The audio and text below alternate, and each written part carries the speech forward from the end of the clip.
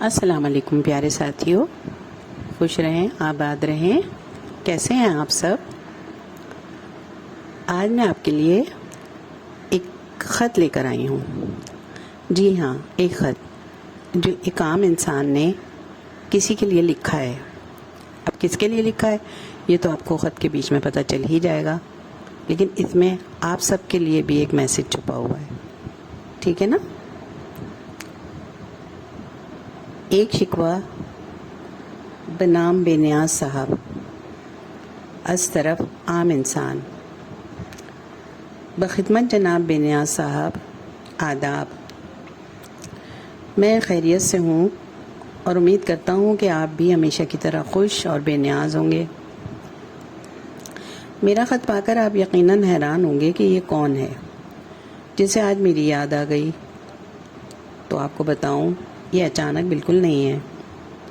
آپ تو میرے بچپن کی وہ یاد ہیں جس سے میں نے بہت کچھ سیکھا، اور ضروری نہیں کہ کسی کے مثبت رویے ہی انسان کو کچھ سیکھنے کے لیے ضروری ہوں۔ کبھی کبھی کسی کا منفی رویہ بھی بہت کچھ سکھا دیتا ہے۔ اب یہ کسی کی سوچ پر منحصر ہے کہ وہ کیا سیکھنا چاہتا ہے۔ نہیں میرے عزیز، آپ اداس نہ ہوں، کیونکہ اس میں بالکل آپ کا کوئی قصور نہیں ہے۔ بعض چیزیں قدرت اپنے ہاتھ میں رکھتی ہے، جیسا کہ آپ کی فطرت یا بناوٹ کہہ لیں۔ بہرحال میں یہ کہنا چاہ رہا تھا کہ بہت سے گردآلود راستوں اور خاردار جھاڑیوں سے گزر کر منزل مقصود تک پہنچنا تکلیف دہ عمل صحیح مگر زندگی کا حاصل ہے۔ اس راستے کو منتخب کرنے کے لیے جس مقصد کی ضرورت ہوتی ہے وہ میرے کچے ذہن میں اس وقت آیا جب میں مشکل سے 10-11 سال کا بچہ تھا، اور آپ اس کا ذریعہ بنے۔ میرے گھر اور اسکول کے بیچ میں وہ جگہ جہاں میں تیز چلنے یا گھر پہنچنے کی جلدی میں بھاگنے سے تھک جانے کے بعد کچھ دیر سستانی کے لیے رک جاتا تھا۔ کچھ یاد آیا؟ میں وہی لڑکا ہوں جی، جو بڑی حسرت سے اپنی ان کھجیوں اور نیم پکی کھجوروں کو دیکھا کرتا تھا جو آپ لیے کھڑے رہتے تھے، مگر مجال ہے جو ایک دانہ بھی میرے ہاتھ لگ جائے۔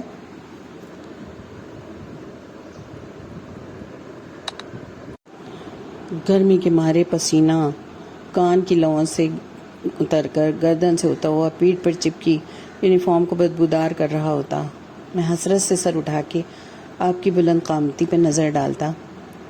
کیا ہو جاتا اگر آپ اپنے مہربان بازو پھیلا کر مجھے 2 منٹ کے لیے دھوپ سے بچا لیتے؟ مگر نہیں، آپ سب سے لاپرواہ اپنا رشتہ شاید صرف آسمان سے جوڑے رکھنا چاہتے تھے۔ ارے نہیں، آپ برا نہ مانیں، میرا مقصد آپ کو برا محسوس کرانا بالکل نہیں ہے۔ میں تو سیکھنے کے فوائد پر زور دے رہا ہوں۔ ظاہر ہے آپ میں تو یہ صلاحیت ہی نہیں ہو سکتی تھی، مگر میرے اندر تو قدرت نے سارے جوہر کوٹ کوٹ کر بھرے تھے۔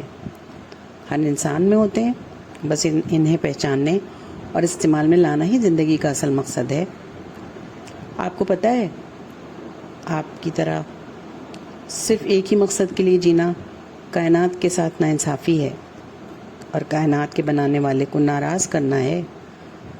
ایسا نہیں کہ آپ سے لوگوں کو فائدہ نہیں، مگر وقت پر کسی کے کام نہ آنا بھی تو زیادتی ہے۔ مگر وہی بات کہ جو صلاحیت آپ میں ہے ہی نہیں، اس کا شکوہ کیا؟ ہاں، تو میں نے آپ سے سیکھا کہ کسی کے وقت پر کام آنا کس قدر ضروری عمل ہے، اور مجھ سے تو یہ سوال ضرور ہوگا کہ اپنے وجود کا مقصد پورا کیا یا ایسے ہی چلے آئے۔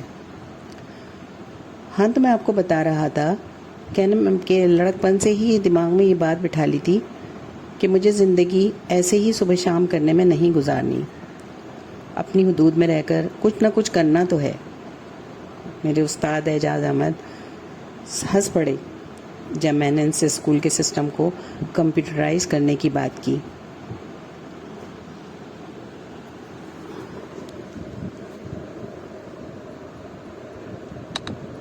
ارے بیٹا، یہاں اسکول چلانا مشکل ہو رہا ہے، ایک پیسے کو ترس رہے ہیں، فنڈ نہیں ملتے، تم اتنے آگے کی بات کر رہے ہو۔ لیکن میں سنجیدگی سے سوال کیے گیا، تو ان کی آنکھوں میں بھی کچھ دلچسپ سی چمک آ گئی۔ میرے ابا وہاں کے بااثر لوگوں کے منشی تھے۔ بس تو پھر میں نے ماسٹر صاحب کا اندیہ پایا تو ابا کے پیچھے لگ گیا کہ اپنے تعلقات استعمال کر کے میرا کام کروائیں۔ اس وقت میں 7ویں جماعت میں تھا۔ ابا مجھے منسٹر صاحب تک لے گئے، وہ بھی میرے لہجے کا اعتماد دیکھ کر متاثر ہوئے بغیر نہ رہ سکے۔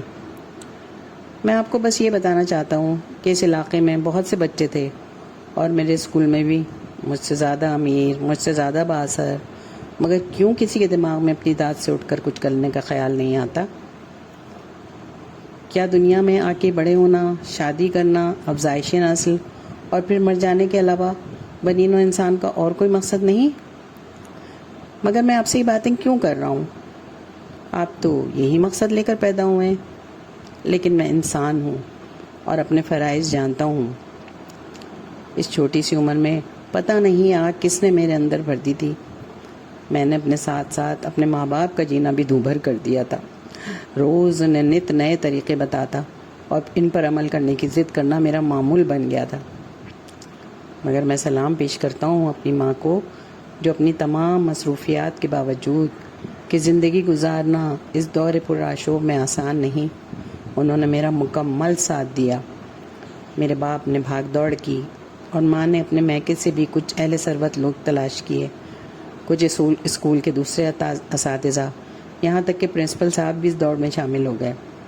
سب کی کاوشوں سے آخر میرے چھوٹے سے قصبے کا اسکول شہر کے اسکولوں کی طرح جدید ٹیکنالوجی سے سرفراز ہو گیا، اور جب میں 10ویں کے امتحان کی تیاری کر رہا تھا تو مجھے اپنی ننھی منی سی کاوشیں رنگ لاتی نظر آئیں۔ تو اے میرے پیارے کھجور کے درخت، جی میں آپ ہی سے مخاطب ہوں۔ آپ ہی ہیں جس کی بلند قامتی دیکھ کے میں سوچتا تھا کہ کاش آپ جھک سکتے تو میں ہاتھ بڑھا کر میٹھی میٹھی نیم پکی کھجوریں توڑ کر اپنی وقتی بھوک مٹا لیتا، یا کم از کم آپ کی گھنی شاخوں تلے کچھ دیر سستا لیتا۔ مگر آپ کے پاس سب کچھ ہے، سایہ بھی، پھل بھی، لیکن ایک عام آدمی کی دسترس سے دور۔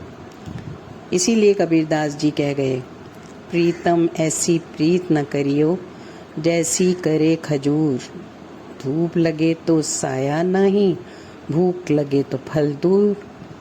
خیر میرے پیارے، آپ کا پڑھایا ہوا سبق مجھے اپنی زندگی وضع کرنے میں بہت کام آیا، اور میں نے جب اپنے بارے میں اچھا سوچا تو یہ بھی سوچا کہ اس میں کہیں چھوٹا موٹا ہی صحیح کسی اور کا بھی فائدہ ہو جائے، اور اس سوچ نے مجھے جتنا فائدہ پہنچایا روحانی، مالی، اخلاقی طور پر کہ میں آپ کو بتا نہیں سکتا۔ آج میں بھی اپنے حلقہ احباب میں اچھے انسان کے طور پر جانا جاتا ہوں۔ اللہ حافظ۔ فقط ایک عام لڑکا۔ تو جناب، یہ خط جو ہے آپ کے لیے بھی ایک نصیحت ہے اور آپ سب کے لیے ایک میسیج ہے، اور یہ میرا اپنا لکھا ہوا ہے، تو آپ ضرور اس پہ رائے دیں کہ آپ نے اس سے